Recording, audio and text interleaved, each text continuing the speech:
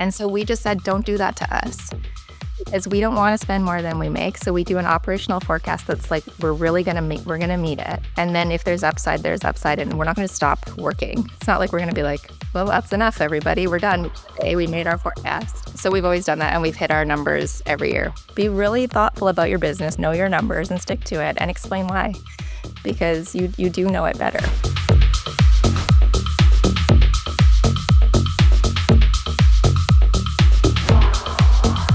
Welcome to the Startup CEO Show. I'm your host, Mark MacLeod. In this episode, I sit down with Alison Taylor, co-founder and co-CEO of Jane App. Alison and her team have built the category leader when it comes to practice management and scheduling for clinics. I see them all the time myself as a user. She's built a company with 600 people. It's been profitable every single year of its existence. So we unpack what made all of that possible, how they were so capital efficient, talk about their funding journey. They raised some private equity a few years ago. And we talk about what it's like to lead a 600 person while being the parent of 3 teenagers. I really hope you enjoy this episode, and I hope you subscribe. Alison, welcome to the Startup CEO Show. It's a true pleasure to have you here today. How are you doing? Oh, great. Thanks for having me. Real pleasure. We were catching up before going on air, and back when I was a banker, I was trying to chase you down because you had a really amazing capital efficient company. And I am certain every VC and PE firm was trying to do the same, and you finally said yes to one of them. So that's definitely a thing I want to explore. But maybe just to kick things off, maybe just tell folks what Jane App is and what the origin story is of the company. I've had a hard time building an elevator pitch for my own company. I think you're always too close to it. But I'll just tell you the story of where it came from, and then that kind of helps. So I opened a healthcare practice in 2011, a multidisciplinary healthcare practice in North Vancouver. So it's massage and physio, chiro, midwives, acupuncture, counselors. It just had 8 treatment rooms and kind of offered a lot of different services. And while I was opening that practice, I was looking for software specifically for online booking and electronic documentation, like the medical charting for all those different types of practitioners. And nothing was out there at the time, actually even still, that could service like that number of different types of practitioners, and then also that was connected for online booking at the time. Mm-hmm. And my now co-founder, Trevor, he had a design agency, and he was doing my website and building my brand and helping me name the practice. And I just kept showing him all the options and just complaining. And so this is like, I mean, if you're ever part of software, you understand scope creep. So immediately the project had scope creep, and he was like, well, okay, let's just add it to the website project. And so he quoted me on that, and then we ended up developing and building out the electronic medical records part, and then the online booking, and it was part of my website. So just like hosted on a Mac Mini in my clinic for a year and a half. And then other people started seeing it because the online booking is very like public facing, obviously. And so right away people started seeing it and saying, hey, what are you using? And can we use it too? And so at that point, it was a year and a half later, and my practice was kind of up and running. There's only so much you can do in a brick and mortar. You run out of space, and once it's at capacity, you kind of have nothing else you can do. So I was getting bored. I don't like steady state. And so I was looking at franchising. I was like, well, I have a software, I have a brand, I had other practitioners that were asking about different places. I literally went to the library and got like Franchising for Dummies. Do you know that? Do you remember that Dummies series? I remember For Dummies series for sure. Yeah, I think I'm really aging myself. Not only did I go to the library and I get a physical book, but that's the book I got. There was no like, let's just search online and find like 10 tips for opening a franchise. Yeah, exactly. There probably was. I like paper books. Anyway, and then he was like, well, people were contacting me and they were contacting Trevor. And so he just messaged me and said, do you want to kind of turn this into something? And I was like, yeah, let's do that. So then we had to make it a complete system because in retrospect, this was the decision we made, but it seemed like there wasn't a decision. But a lot of people just launch an add-on service. Like we could have just launched it with what it was.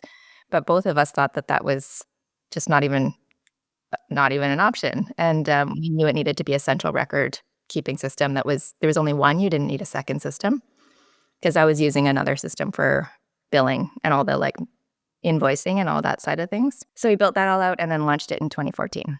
So that's a very long story, the origin story of Jane. But then now we're used around the world. We have 600 employees, which is like kind of shocking to me. Yeah. Does that blow your mind? Yeah, well, we thought it was gonna be a side hustle originally. So the original business plan had literally 20 staff, and it was just like, "Oh, it's an app. It just runs itself." Like, do you remember back in the day, everyone was like, "Just build an app. It's so like it's just free cash flow, and you don't have to do anything. You put it out there." Mhm. Turns out that's not true. You need actually no, that's not really how it works. So I have to say your origin story on the topic of billing reminds me of FreshBooks. That's how they got started, right? They had built an invoicing tool for their design clients, and their clients were like, "Hey, can we get this?" Toby from Shopify, right, built a store because the tools were useless, and then people are like, "Yeah, that's amazing. Can I use that?" well, this is what I'm like, literally, if there wasn't a gap in the market, we wouldn't have started Jane because I would have just bought whatever was I was actually looking for a product and it just didn't exist. And so I do think that sometimes when people are like, what should I do? Like I'm an entrepreneur and I just want to start a business. I always think it's such an interesting path instead of starting just because there's a need that you have that's not filled. Yeah, scratch your own itch. Yeah. Does your clinic still exist, by the way? Yeah, you know what? I still like for 10 years, I had it while I was still running Jane, which made me a kind of an absentee owner for the last few years. And then the midwives took it over. Amazing. Yeah, so now it's a women's health clinic. So that I just kind of like passed it over. They took it on and it's up and running. They're doing great. You know, and honestly, the first year was really difficult for them. You always think that what you know is easy, and they'd never run a practice before. And I'm like, oh, it's not hard. Just take it over. No big deal. And like they sort of had to like sink or swim in the deep end, and now it's going much better. But it was good for me to watch them and hear their struggles and remember that that's what all of our customers go through when they open a new clinic. Because to me, I love running businesses, so it's not hard. But these healthcare practitioners, it's like not their favorite thing. It's really challenging. So Right. Yeah. They open a clinic because they have a passion for whatever their modality is, and they want to help people, and they know nothing about invoicing, taxes, whatever, administration. no, and they're owner operators, so they're always doing their day-to-day work during the work hours, and then they're having to do all the administrative work around that. I'm just so passionate about helping the small business community, especially in healthcare. FreshBooks is similar. Small businesses, this is not what they want to be doing. It needs to be easy. I always say, like when they use Jane, it's the most hated part of their job. So the fact that we have any delighted users at all is shocking because they don't want to be doing the work that they have to do when they're using Jane. Where does the name come from, by the way, Jane? Yeah, I know. But I get called Jane half. Like I respond to Jane now. But I always think that's funny because I'm like, can you imagine naming, like creating a software and calling it Mark and then walking around and be like, here's Mark. And then saying your name, like, wouldn't that be weird? Yeah, it'd be a bit egotistical. But, yeah, it seems a little strange to name it after yourself. But we did a whole naming exercise. We knew we wanted it to be something that was like simple and easy to remember. And most of the competitors out there were sort of just clinic names smushed together, like Clinic Sense and Clinic Master and Practice Perfectly. There was just like these. So people often wouldn't even remember what they were using. They would just say it's in the system or in the software. So we wanted it to be something easy to remember, something that people would actually use. Like they would say Jane's name all the time. And then it was like we wanted it to be like a helper in the practice. So it would feel like a staff member almost. So it was someone that was part of your team. And so we ended up with Jane. Easy to use, easy to spell, easy to remember. That's smart. Yeah, it kind of worked out. It's not my mom's name. Her name's Margaret. Margaret would have been too hard to spell. I could have Megs. Oh, really? Maybe Megs would have been good. But yeah, and then also it's because it's multidisciplinary. Most softwares are also, we had to have something that didn't pigeonhole us into disciplines, which is also surprisingly effective if you want to talk about our growth story, and why we were so interesting to people in the investment scene. Part of it is just because of our TAM being so much broader than most single discipline softwares. So Yeah, that's very true. So let's talk about let's talk about the funding journey. You skipped venture.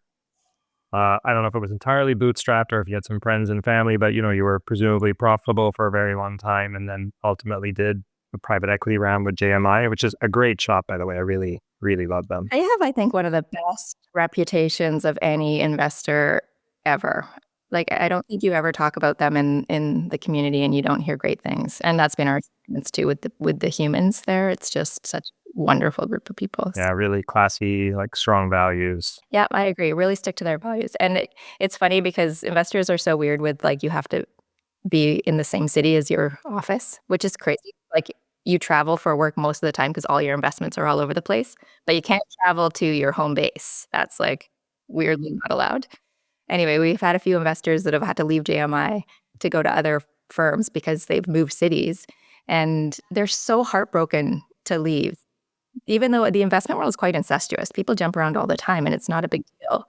But the ones leaving JMI, so they're really heartbroken. Anyway, a little plug for JMI for all your listeners. We like them. So I'm curious, did you try and raise venture, or did you back earlier on, or did you intentionally skip it? And if so, just tell us about that. Yeah, well, I mean, it's great we started with the origin story because it gives you some sort of background into the way the kind of mindset we had going into starting Jane. We didn't know anything about the tech world or the software world. So Trevor and I had both ran small businesses. And have you ever run a small business yourself? A chain of skateboard and snowboard stores back in the late 90s. Wow, very cool. Not on my LinkedIn, but yes, I have. That's very cool. Yeah, so you know what it's like to run a small business. There's like no one's just giving you money when you don't make money.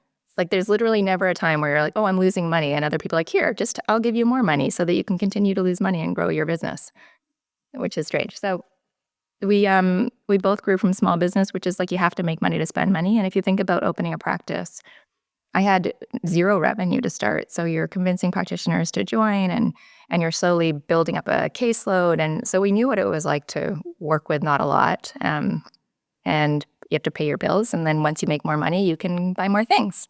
And it's kind of just like it's how we work with our individual lives as well. So for the first few years of Jane, we were just really operating in that same, it's a business. It has to make money to spend it. So we would get customers, and then Trevor and I would fight over who gets the next employee. So we'd be like, oh, we can pay someone. We have salary. And then it would be like, do you get someone to help you or do I get someone to help me? And then because Trevor's like design, product, and dev all in one person, and support obviously and sales will scale a little bit faster on the human side, I would pretty much always win. So I would get a lot of the hires early on. And then we grew like that. So we've been profitable since almost the beginning, and we still are, actually. We haven't had an unprofitable month, I don't think, since we started. That's wild. Just amazing. But we didn't pay ourselves, though, we should say, for the first few years, because we both had our own businesses that we were still working from. So It's so counter to the standard startup narrative, right? Which is you have to raise money right away, you have to burn. So it's great to see these counter examples. I think there's some people that, depending on what you do, that like if you're in like medical device or like certain industries, it's just like that's not an option. If you have to produce a product, you obviously need to burn before you're going to be able to sell. But yeah, I think in SaaS and in the world we were in, it was a possibility. And so we were lucky that we could do it that way. Is it fair to say then you didn't have specific reservations about venture? It was just your core beliefs, like a business should make more than it spends, and we didn't need it, so we just didn't? Or did you have specific reservations about venture? Well, it was never a goal, or we never really knew anything about it. And then, but well, I do remember my mother used to she told this like parable. I don't even know when she told it to us or why, but about a baker that was selling loaves of bread, and they were losing 5 cents for every loaf they sold. Like it cost them 5 cents more to make it than to sell it. And someone was like, well, what are you going to do to this baker? And he's like, oh, it's fine. I'll just sell more loaves. Yeah, that's the venture capital model right there. That story just like stuck with me. And every time people talk about venture, that story comes into my brain. And I'm just like, oh, well, don't worry. We'll just sell more. And the weird thing is it actually works in venture because there is like a whole game you can play where people make a lot of money, and it all works all the way until IPO. And then if you can't figure out your path to profitability, there's distributed risk. All the retail buyers end up basically holding the bag. So there is a game that works for people if your whole goal is just to make money off of hype. But I think a business should make money. I think that's what a business does. I think if you want to create like a legacy business, like a long-term, stable, healthy business, that it should have profit, because all the things that they teach you to do as an entrepreneur in the like growth at all cost world is actually the opposite of what you have to do if you IPO and you become a public company. Very strange that they're totally not the same skill set.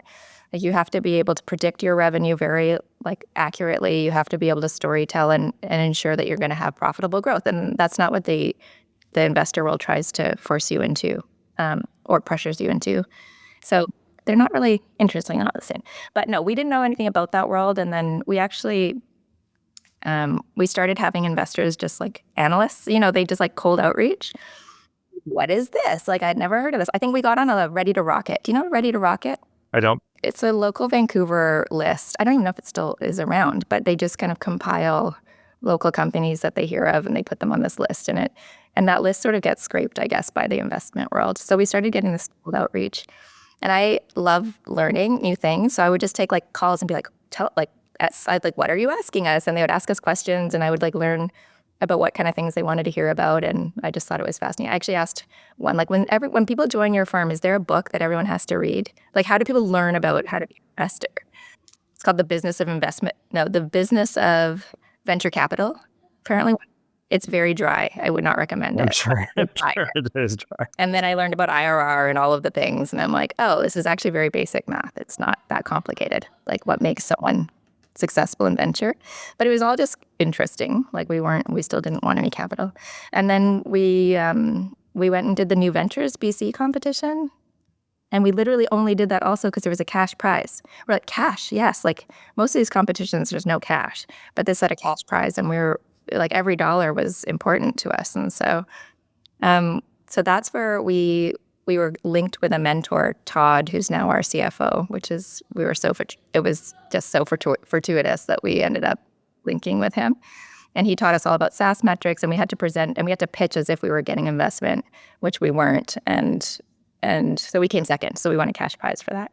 So it all put us on the scene. And we built these relationships with certain investors and just learned about it. And then what actually happened, this is a very long story to get to the point, is we had inactive founders. So Trevor's original agency had a couple of other founders. And when we started, Jane, we just divvied up the pie, like the way you do with small business. Like 50-50. Like between, the people in the room, basically.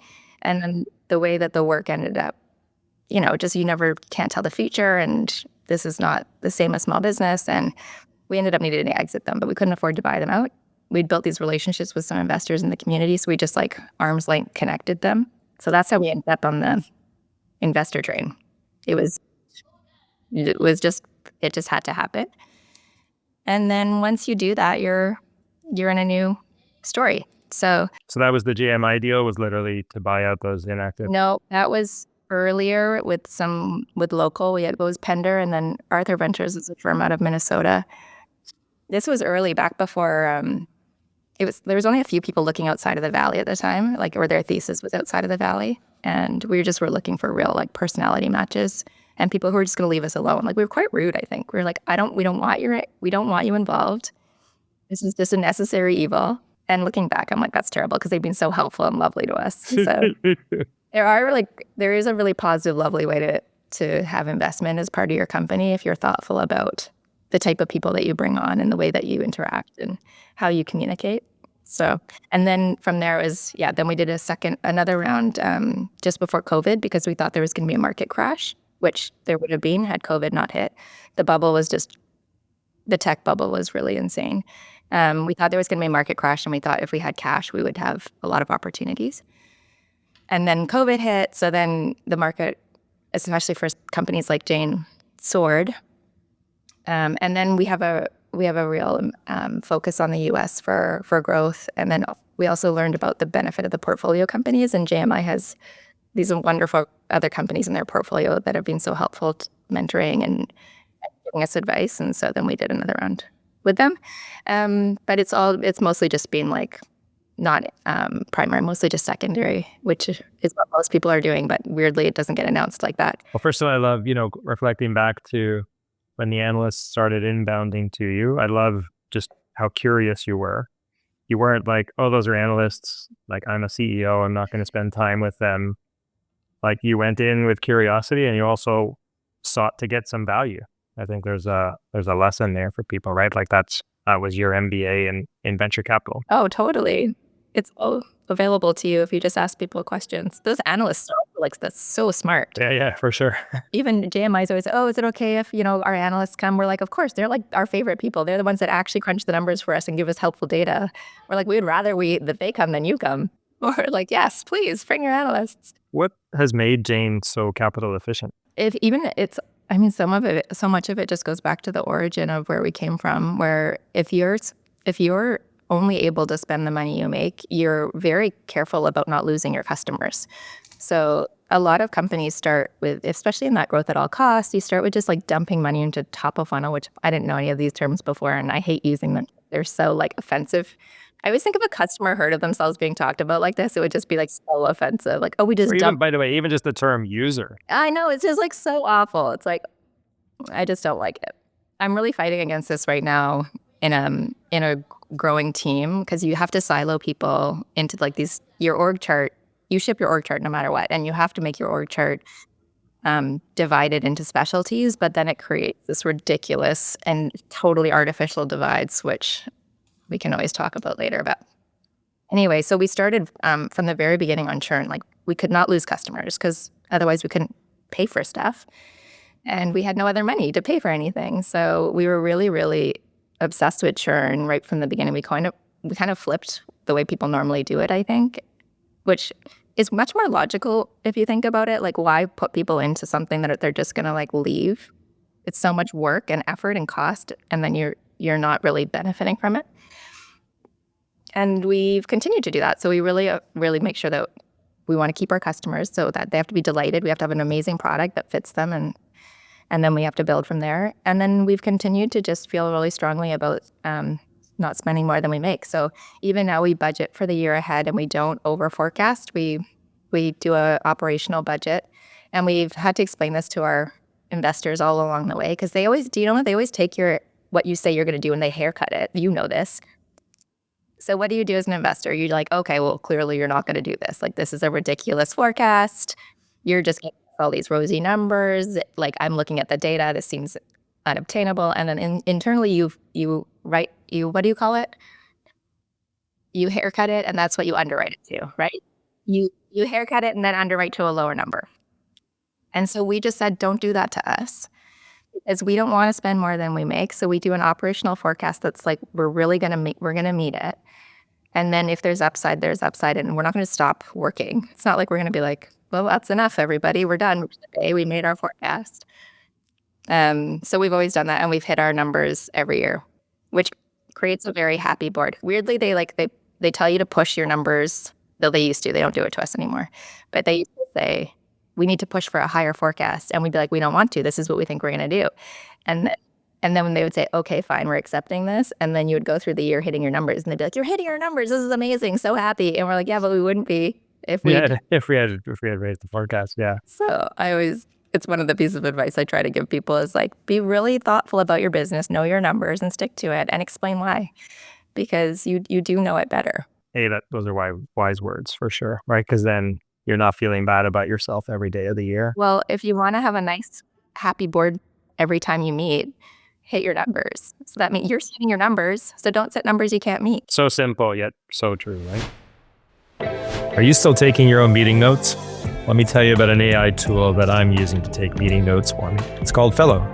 It's an AI meeting assistant. It takes human-level AI notes, it tracks my action items and decisions, and keeps everything in one place.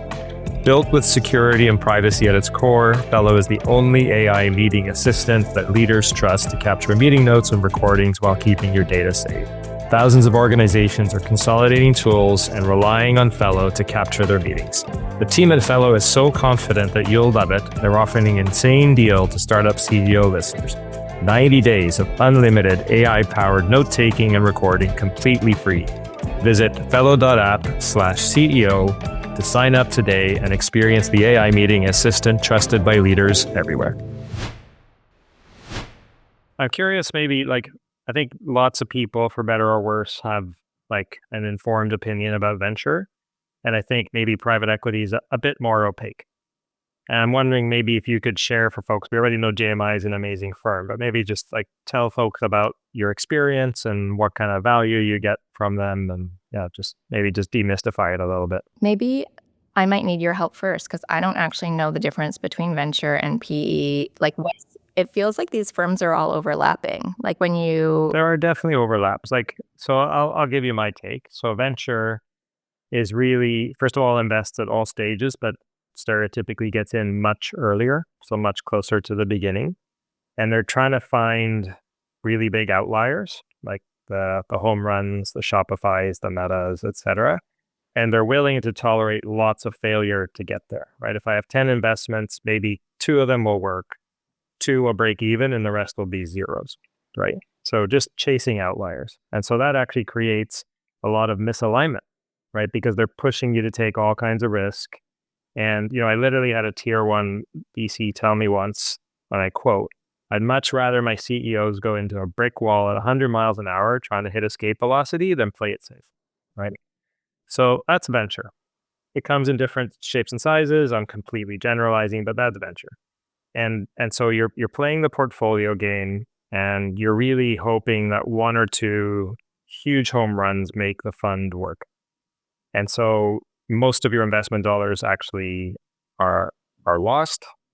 And so some funds perform really well, but overall the asset class actually doesn't perform very well.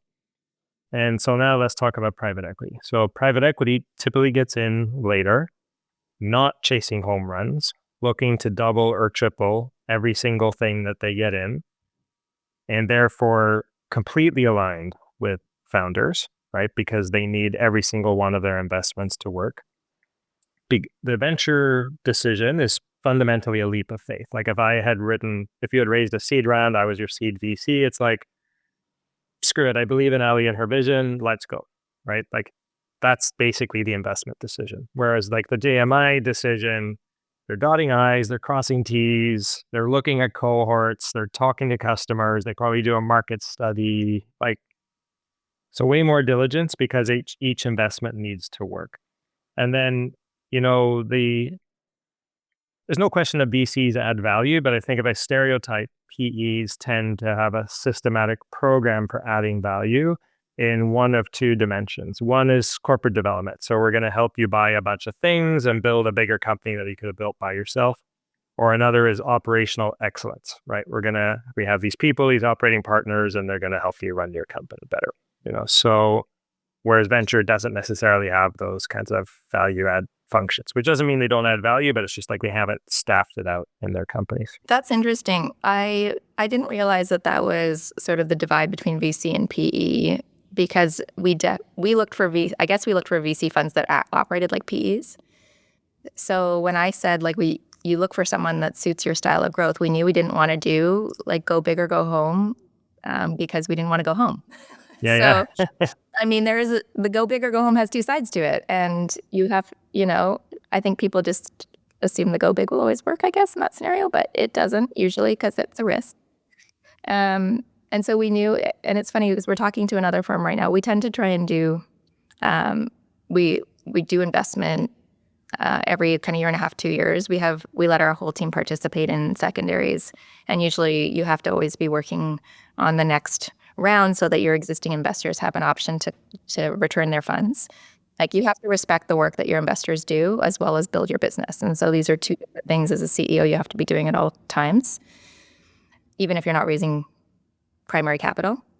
Anyway, so we're talking to these funds, and I'm talking to one right now, and they do both. And so they do the kind of that huge home run kind of style. And then they also have the other side, and they call it durable compounders. Okay, I love it. We're like, okay, well, that's very unsexy. And I love that because our goal whenever we were going into a fund was never to be the winning horse. Like there's so much pressure is put on that company to totally return a fund. You never want to be the loser. You want to be like the middle child where you're just, you're just doing your thing. But we always look for, even with VCs, we were looking for companies that were really like, we just want all of your companies have to do well. You can't be pushing for that because that's not how we want to grow the company. And so we're not going to be aligned. Like as founders and leaders of this company, we're not going to be aligned with you if you're telling us take risk and go big, or we're not going to be happy with you. So one of the reasons I think we've always had such great relationships with our investors is because we were super clear about how we wanted to grow the business. And we talked to some of those early funds that did want to grow like that. And it was super clear we weren't aligned. We're like, no, like we should not work together. And then we also didn't take the highest price ever because we knew we had to return like So, and we also ask, what do you underwrite to? What's your return expectations? And so if they're like, well, 3 to 5 and 3 to 5, like you have to grow 3 to 5 times in value in 3 to 5 years, we would make sure that it matched the plan we already wanted to achieve. Yeah, if you have alignment right away, it's like so much easier to have good relationships. But we had the early VCs that operated the way that you're saying PE firms operate. Interesting. Yeah, no, I believe that. I believe that. Those, like, those are two broad generalizations, but there's always lots of like flavors, right?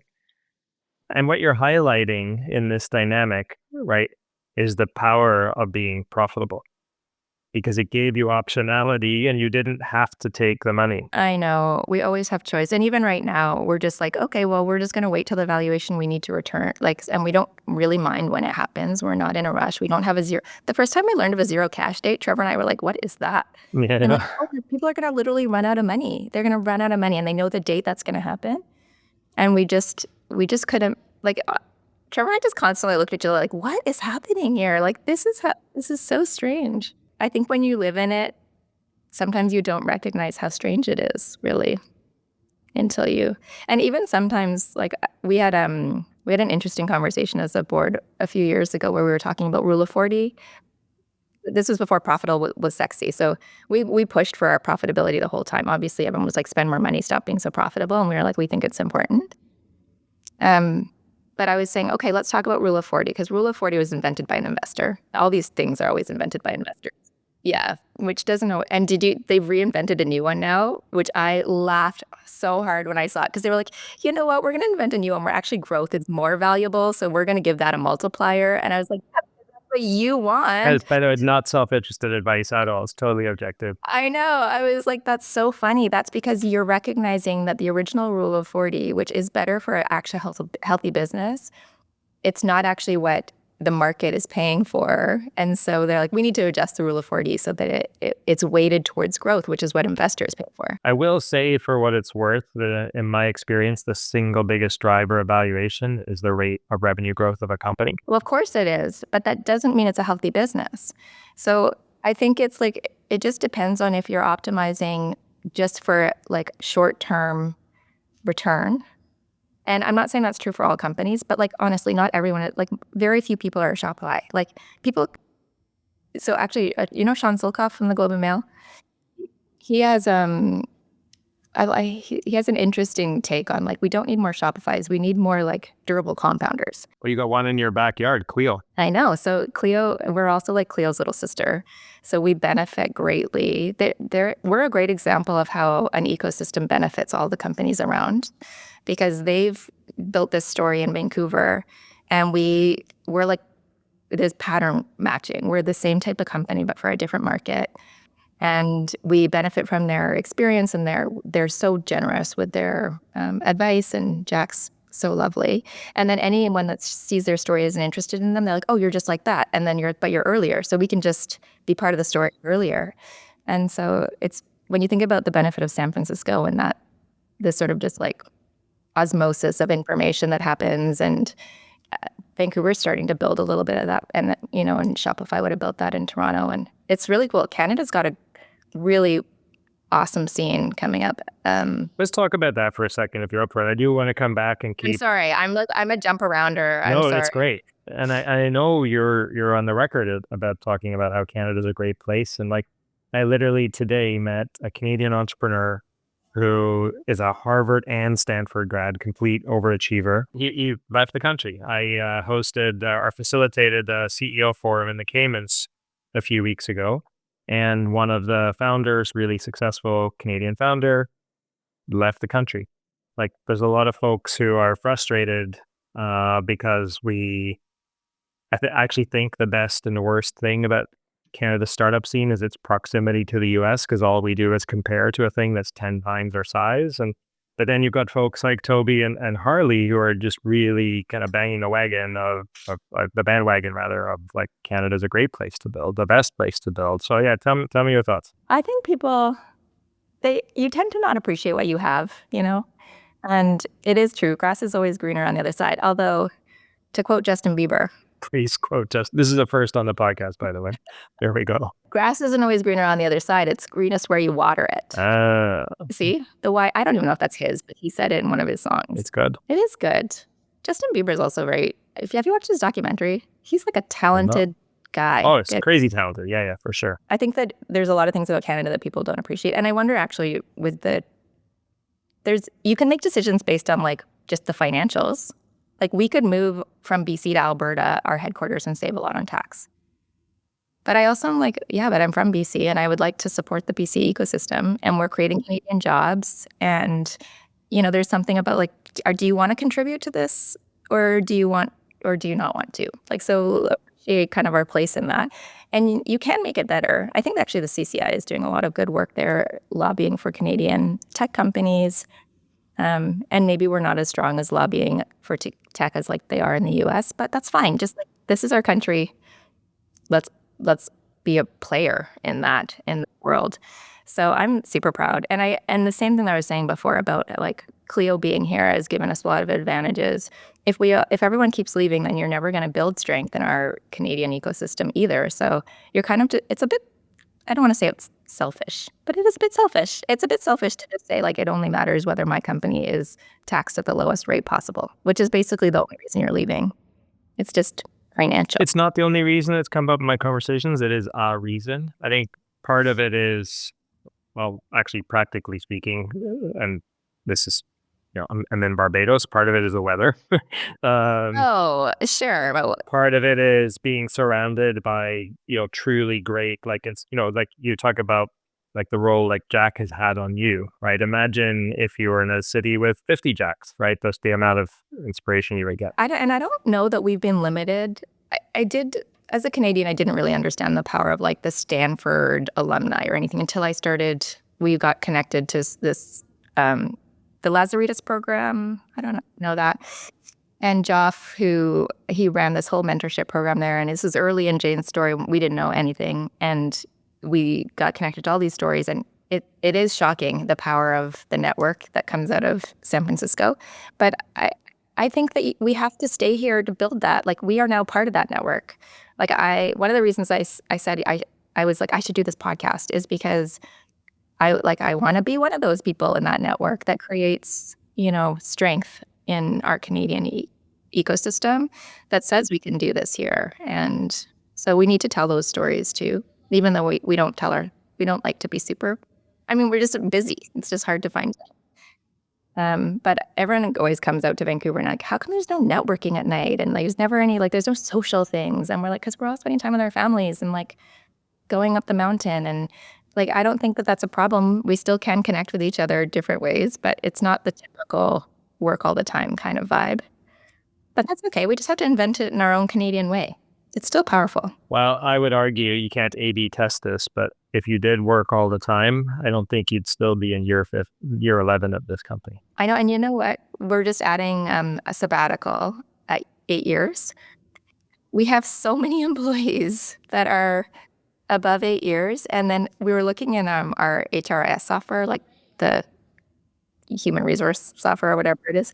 And our software doesn't even go above 10 years. So we're like, where are the rest of our staff? And they're like, oh, it's because they don't think people will be here for 10 years. So it cuts off at like 9. How hard would it have been to put a double digits in the software? Like, come on. It's like a Y2K problem. And so we were trying to figure out how many people would be on sabbatical if we add this. And then we were going to this view and it was like, where is everyone else? And they're like, oh, it's because we have people beyond 10 years.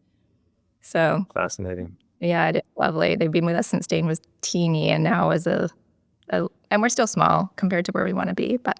And then I think being Canadian too, like you really get to test your product in a friendly market.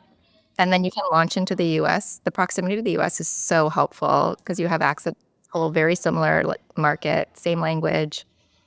It's one of the things I think that keeps the Australian companies, it's hard, like Xero making it globally is like, it's tricky, Very tough. Yep. The Australia, New Zealand actually has a super strong tech scene, like really, really good softwares, and like that it's hard for them to sell. They more frequently sell into Europe.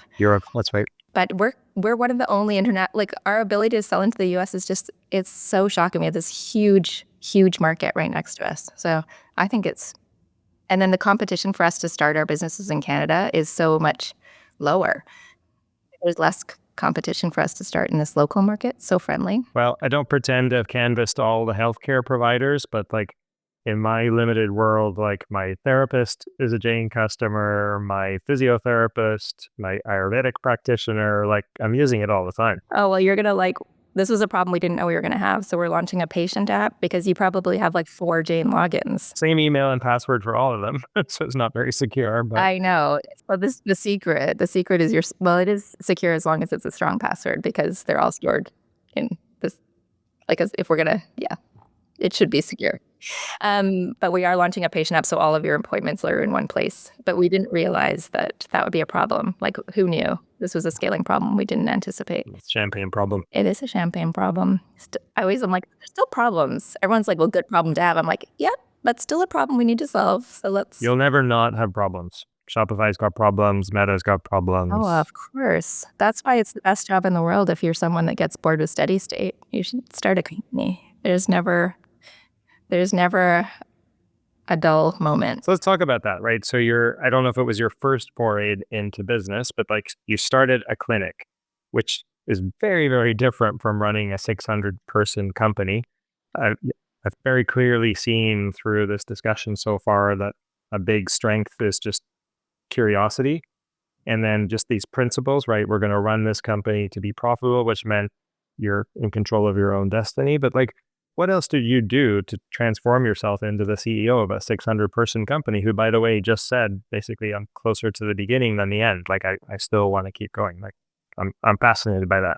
This question gets asked like so many different ways, and it's hard to sometimes understand yourself well enough to give a good answer. But there's a couple of things that I think are part of the story and why it's worked. I was just listening to a book called Positive Psychology. So I actually have an English degree and a minor in psychology. So I'm really, I'm not a medical professional myself, which is not always well known. But the book was talking about how I don't know if this is an accurate fact, I should fact check it, but that in the general population, 70% of people are pessimists and 30% are optimists. And it makes sense. There was like evolutionary wise, pessimism is prioritized. You are scared of things, you don't get eaten by animals. But it made me, but it was saying, but optimism is really rewarded in the business world because you kind of have to believe things are possible in order to try things. And if you're a pessimist, you're more likely to think something's not going to work out. And if you're an optimist, you're more likely to think it is. And so I think I am an optimist. I'm a realistic optimist, which means when I look at an opportunity, I say, what's the worst thing that could happen? And if I'm okay with that, then I'm willing to try it. But I'm not a like mortgage your house, put your children on the street kind of person. I'm not a high risk, but I am a realistic optimist. And I believe anything's possible. And I think there's always a better way, or we can figure it out, or, there's always something. So I think part of it is that I'm an optimist. So even opening a practice, I'm like, oh, I could probably do that. I think I just generally believe I can do stuff because I'm an optimist and because I also am fine if it fails. So the other thing that pessimists have is that failure is a lot harder because optimists are better at reframing for the positive. So if something doesn't work, you're better at seeing the lesson if you're an optimist, or reframing and saying like, well, it could have been worse than that. So at least this didn't happen. And so you don't get as kind of stuck in failure if you're an optimist as you do if you're a pessimist. Because pessimists tend to be like, well, that worked out, but like wait until the next thing, it's going to fail. They typically reframe even the positives into negatives. And it made sense to me that only 30% of people are like this, because it's surprising to me how many people aren't like that. Like, you're always trying to help people see that, oh, I think we can do this. This is going to be great. And it's not Pollyanna. Pollyanning is when you don't see the negatives, where you're just like, you say everything's fine, but it's not. And it's not that. You're just good at framing your negatives and framing your positives and being positive. So I think I'm that. And I'm also generally a learner. Like you said, I really like learning things. I like learning anything and everything is interesting. And then I like bringing things from one world into another world. So what I was saying before, I think parenting and running a business are very similar. And I can read or listen to a talk on anything and almost always find something that I think is interesting and relevant that we can bring back to the business. And I think that's also something that's slightly unusual from what I, so seeing those like parallels and linking things together. You brought up Jack. Do you go out of your way to talk with other CEOs or mostly seek your own counsel? It depends. I think if we have a specific operational challenge, we'll try to ask for advice from people like, who do you know that would be able to help us understand like what they did in the situation? Or so we were launching a platform strategy. So that was last year, we were starting to build out the basics for that, and we're going to allow people to build onto our environment. And so we were like, well, who can we talk to about that? And Point Click Care has a massive platform strategy and in the similar space, healthcare and everything. So we'll connect directly with people. But interestingly, the people you want to connect with more frequently, you want to connect with the CEO just to get the connection to the person who did it. So CEOs don't really know very much. Don't tell them that. Including me. That's the hardest thing about scaling a company. It's so sad. Like, I remember years ago, Trevor built out this org chart imagining what the future of Jane could look like, and I literally cried because I was so far from the customer. I was so far from the things that I loved to do at the time that I'm like, I'm going to hate that job. Like, I love answering the phone and talking to our customers, and then you do so much more through influence as a company scales, and that's a completely different skill set that you really have to learn how to work through influence instead of through direct work. Right. And that feels less valuable to me. But I'd love to talk about Trevor. So you're 11 years in. What has been the key to having like an enduring and presumably healthy co-founder relationship? Co-founders, and co-CEOs, which is the part that people find usually most I didn't know interesting. that. Okay. Co-CEOs. Yeah. Okay. Well, we became co-CEOs. Remember, I told you about that new ventures competition. And before that, we didn't have a CEO. We didn't even talk about titles. We were just building this. There was no titles. And that form for that competition had a CEO line. Like, you had to put who's the CEO of your company. Mm-hmm. And we were filling out this form, and I'm like, what do I put here? And I'm like, oh, I should have just put myself. In retrospect, I'm like, I should have just filled it in and sent it in. But like we were running the business together, and so we kind of looked at this form, and I was like, well, he's like, well, you can't be my boss. And I'm like, well, you can't be my boss. Like, that is just not going to work. We're both not like have a boss kind of people. And then we really thought about what does a CEO do? And it's like, it makes decisions on the direction of the business and makes sure that, all the things. And so I'm like, well, we do that together. So we just put both our names. So that's how we became co-CEOs on this form at the very beginning of Jane's story. And then it's always been true that we've always made those business decisions together. And when I think about why it actually works so well, it's because we're very values aligned. So we do disagree on things usually around it's usually around product, which is where customer and product overlap. Like, is the customer voice being heard? Well, that's sort of where we'll have disagreements. But as far as how we want to grow the business, all of those things completely aligned. So yeah, being really values aligned, I think, is really important with a co-founder. And was that, sorry to interrupt, but was that a coincidence, or did you two figure that out up front? Well, we worked together on the opening of Canopy, the clinic, and then we've known each other actually a long time. So we knew each other even before that. And no, I don't think we sat down and were like, are we values aligned? But values is just how you make decisions. And so it just becomes, I think, clear. But it's similar to what we were talking about to whether or not you're finding the right partner and an investor. You can ask all the same questions of a co-founder. Like, what kind of, are you looking to grow, like aggressively grow? Actually, this is where I most frequently see founders have differences that ruin their relationships. That's what happened at Shopify. Toby wasn't the first CEO, right? It was Scott Lake. Yeah. What do you view for the business future? They had a disagreement. They were not aligned on whether to raise venture or not. Yeah. It's how do you want to grow this company? And how do you want to treat the customers? How do you want to treat the team? It's actually, it's not a very long list. But if you agree on all of those things, then I think, because this is what we say growth, but not at the expense of our customers or team. That's it. It's like, it's pretty easy. It's like, we want to grow as fast as we can, but we're not going to grow in a way that is negatively impacts our customers or our team. And as long as everyone we're working with agrees on that, and we can explain the why, we can't grow. We can't do that because, and if you can say that another way actually, which is growth, but not at the expense of our culture or our brand. I love that. I'm writing it down. That's really good. Yeah, and culture and brand are what you need for long-term successful growth.